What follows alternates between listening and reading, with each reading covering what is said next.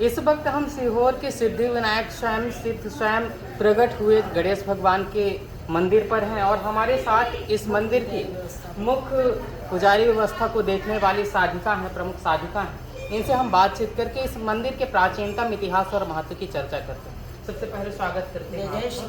जय जय श्री गणेश जी। इस मंदिर की प्राचीनता के बारे में हम आपसे सवाल पूछना चाहते हैं, मतलब कितने वर्ष पूर्व ये मंदिर संपूर्ण विश्व में सुप्रसिद्ध स्वयंभू पेशवाकालीन सिद्धि विनायक गणेश जी महाराज के चरणारविंद में देश के कोने कोने से, विदेश के कोने कोने से, भारत के कोने कोने से और सिद्धपुर के कोने कोने से आस्था और भावनाओं को लेकर भक्तगण दर्शन के लिए पधारते हैं। भगवान गणेश जी महाराज जहाँ आज आप पहुँचे हैं, ये सिद्धपुर धाम है। इसका पुराना नाम सिद्धपुरी था, सिद्धपुर धाम है। सीहोर वर्तमान में हो गया और यहाँ से 4 किलोमीटर 12 किलोमीटर दूर भगवान गणेश जी की कृपा से पार्वती नदी मैया के रूप में बहती है। उन्हीं की गोद में आज से 400 साल पहले भगवान गणेश जी महाराज श्याम वर्ण की प्रतिमा के रूप में प्रकट हुए थे। उस समय संभाजीराव बाजीराव पेशवा प्रथम अपने साम्राज्य विस्तार की योजना लेकर चले। राजा को उस पार जाना था। नदी उफान पर थी, घनघोर बारिश हो रही थी। नदी उफान पर थी। राजा बहुत सारे 1.25 लाख चतुरंगी सेना के साथ था। करें तो करें क्या, लाख योजन करने लगा। जो हमारे पूर्वज गणेश जी की सेवा पूजा करते थे, उन्होंने ललकार के कहा कि आक्रमण करने आए हो, यहाँ क्यों आगमन हुआ है। उन्होंने कहा हमें उस पार जाना है। तो हमारे पूर्वजों ने कहा कि आप जाके आराम से सो जाइए, सुबह नदी उतर जाएगी, निकल जाना। अब राजा के तो गले बात उतर नहीं रही थी कि इतनी उफान नदी सुबह कैसे उतर जाएगी और हम कैसे उस पार चले जाएंगे। योजन की तलाश में रहे। बार बार हमारे पूर्वज पुजारी जी डांटते रहे।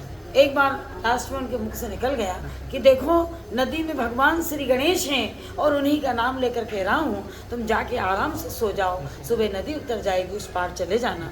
जैसे ही महाराजा पेशवा ने गणेश जी का नाम सुना तो गदगद हो गया, क्योंकि जितने मराठे हैं, जितने वो हैं, उनके इष्ट देवता गणेश जी महाराज हैं। अपने प्रभु का इष्ट देव का नाम सुना तो गदगद हो गया और आधी रात को ही अपनी 1.25 लाख चतुरंगी सेना के साथ आसन लगा लिए और प्रार्थना करने लगे। जब राजा भगवान से प्रार्थना कर रहे थे, उस समय राजा को विराट रूप में गणेश जी ने दर्शन दिया। तब तो गदगद हो, प्रफुल्लित होकर सबसे कहने लगा कि देखो नदी में भगवान श्री गणेश दिखाई दे रहे हैं। सबने कहा हमें तो जल के सिवा कुछ भी दिखाई नहीं दे रहा है। तब तो भगवान की महिमा को महाराजा पेशवा समझ गए और ये मन ही मन में संकल्प किया और जाके आराम से सो गए। ब्रह्म मुहूर्त में जब उठे तो जो उफान नदी थी वो सूख गई पुजारी जी के कहे अनुसार, और राजा 1.25 लाख चतुरंगी सेना के साथ उस पार आ गया। जब उस पार पहुंचा तो पुनः नदी उफान पर आ गई और राजा ने उस तट से भी गणेश जी की पूजा आराधना की और प्रार्थना की कि हे प्रभु, अब हम आपकी कृपा से इस पार 1.25 लाख चतुरंगी सेना के साथ आ गए हैं। अब हमारा साम्राज्य स्थापित हो जाए, हमें विजय प्राप्त हो जाए तो लौटते ही हम सुंदर देवालय बनवाएंगे। 4.5 महीने में ही महाराजा पेशवा का जगह जगह साम्राज्य स्थापित हो गया। उन्हें अचूक विजय प्राप्त हुई। उस विजय के साथ जब वो लौटे तो प्रथम तट से पुनः सेवा पूजा की, प्रार्थना की और अपने संकल्प के अनुसार यहाँ पास में एक नदी है, सीवन नदी, वहाँ ऐसा ऐसा छोटा गणेश मंदिर बनवाया। मंदिर बन के तैयार हो गया। यज्ञ अनुष्ठान आदि सब संपन्न हो गए।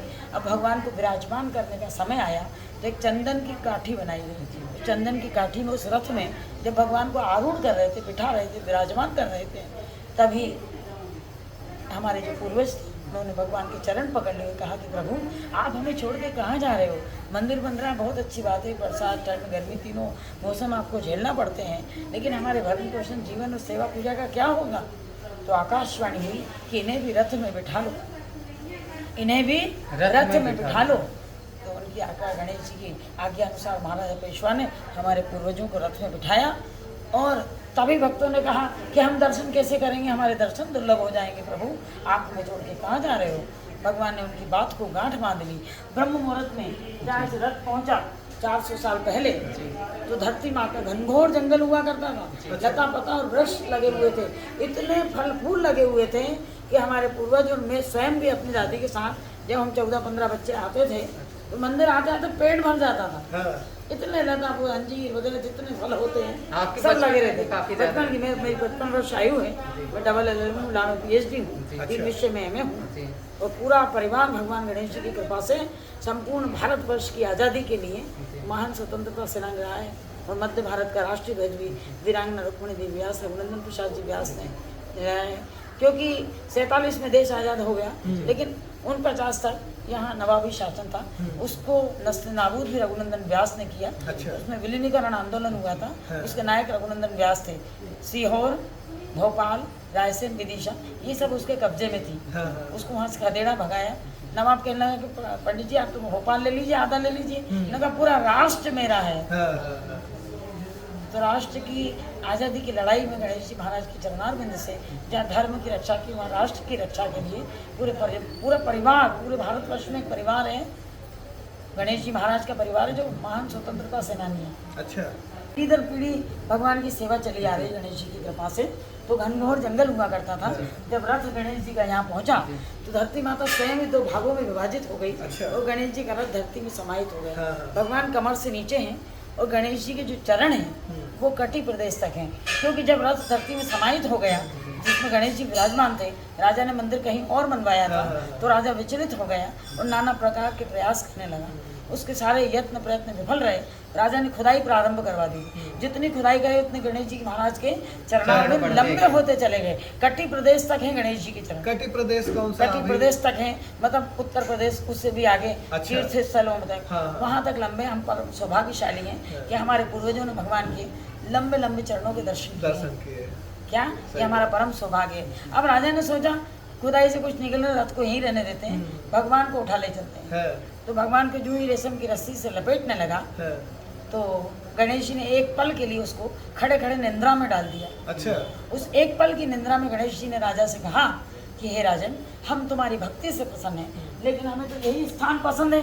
हम पीछे तो हट सकते हैं, लेकिन एक कदम भी आगे नहीं बढ़ेंगे। हम इस स्थान से टस से मस नहीं होंगे। तुम चाहो तो देवालय बनाओ, अन्यथा अपने स्थान को प्रस्थान कर जाओ। महाराजा पेशवा ने गणेश जी के आज्ञा को शिरोधार्य किया। इतनी मड़िया बनवाई, हाँ। फिर पूरा देवालय बनवाया, यज्ञ अनुष्ठान करवाए और पूरा क्षेत्र जो है गणेश मंदिर क्षेत्र है। हाँ, हाँ। गणेश मंदिर क्षेत्र है, गणेश मंदिर मेला। तो अभी गणेश जैसे मंदिर ये प्रांगण। मंदिर बहुत प्रसिद्ध मंदिर है। जब मैं भोपाल में था, हमारी टीम से भी कई लोगों ने बोला कि आप लोग यहाँ तक आए हैं तो सीहोर के गणेश मंदिर में आप दर्शन करने जरूर जाइए। तो आप यहाँ तक पहुँच गए तो सारा भगवान यज्ञ अनुष्ठान, भगवान यहाँ विराजमान हो गए। कई तपस्वियों ने, साधु संतों, महंतों ने भगवान के यहाँ तपस्याएं की और सिद्धियाँ हासिल की। और देश विदेश कई राष्ट्रपति हो गए, कई प्रधानमंत्री हो गए। भगवान से जिसने जो जो मांगा उसे सो प्राप्त हुआ। मुख्यमंत्री एक भी समय आते की, होंगे। हाँ बहुत आते हैं। हम तो कह रहे हैं ना, विश्व नहीं विश्व से बाहर के लोग भी आते हैं। यहाँ पहले सड़क नहीं हुई थी, कच्चा मार्ग हुआ करता था। 2001 में मैंने 7 दिवसीय आमरण अनशन करके, अच्छा। अन्न जल का त्याग करके ये सड़क का निर्माण करवाया। अच्छा, नहीं तो सड़क। हाँ कच्ची थी, हाँ। कोई आने में कचाता था। हाँ, हाँ। हमारे यहाँ जब जबलपुर से बारात आई हाँ। तो उनकी कार आने को तैयार नहीं हाँ, थी। हाँ, हाँ, हाँ। क्या? क्योंकि पहले लोग हाथी घोड़े से, बैलगाड़ी से आते थे, करेक्ट करेक्ट करेक्ट। हाँ। है ना। तो सड़क बनवाई और बहुत अंधेरा रहता था। 24 घंटे की बिजली लगवाई। अच्छा। और 24 घंटे का पार्वती एक योजना थी। हाँ। उसको सीहोर में लाए थे हमारे पिताजी। उन्होंने 6 महीने अनशन किया था और 1 महीने जल नहीं पिया था। तो हमारे पिताजी की प्रतिज्ञा थी हाँ। कि इस पार्वती जल से गणेश जी का भी हो। हाँ। और गांव में भी पानी नहीं है। हाँ। तो 24 घंटे के सीधा कनेक्शन है, 24 घंटे जल मिलता है गांव वालों को भी, और लाइट भी रखवा दिए और सड़क, तीनों विकास के कार्य संपन्न हो बहुत अच्छे गए। कार्य और किए। 2001 में गणेश जी को इंटरनेट पे ले लिया। अच्छा। जब हमने ये अनशन किया तो हमारी मरणासन स्थिति थी। हम फिर 3 साल भोजन नहीं किया था। अच्छा। कि जब तक भगवान के कार्य सिद्ध नहीं हो जाते तब तक हम भोजन नहीं करेंगे। तो शुद्ध घी के महालड्डू बंटवाए थे और भारी भीड़ उपस्थित हुई थी। तब 1 जनवरी को हुई थी वो। तो 1 जनवरी से कोई बहुत हजारों लाखों में लोग नया साल यहीं आके मनाते हैं। भारतीय संस्कृति के अनुसार तो बूढ़ी पड़वा प्रतिपदा संवत्सर से हमारा साल शुरू होता है, लेकिन अंग्रेजी तारीख के अनुसार लोग अपनी पढ़ाई लिखाई और सब हाँ। सिस्टम के अनुसार भी चलते हैं। हाँ। तो 1 जनवरी को भी यहाँ भारी भीड़ रहती है। भादो पक्ष की दोनों चतुर्थी पर, शुक्ल पक्ष की चतुर्थी भगवान का जन्म हुआ है। ठीक 12 बजे जन्म हुआ है भगवान का अभिजीत मुहूर्त में। तो भाद्र शुक्ल पक्ष की चतुर्थी ठीक 12 बजे भगवान की जन्म आरती के साथ ही 10 दिवसीय मेले का शुभारंभ होता है। 1962 की बात है। घनघोर जंगल हुआ करता था। तो पिताजी को मैं पहले क्या सांकल लटका देते थे और 12 से 4 मंदिर बिल्कुल शांति से विश्राम होता था, हर मंदिरों में होता था। अब थोड़ी जनता आने लगी तो विश्राम का समय कम हो 10-15 मिनट कर दिया तो फिर भी चिल्ला नहीं लगते। तो पूजा की थाली पीछे रख गए गणेश जी की पीठ के पीछे। एक बिरला आया और क्रॉस बना गया। शाम को जब पिताजी आए वो इतना रोया कि उनकी चरण धो दिए।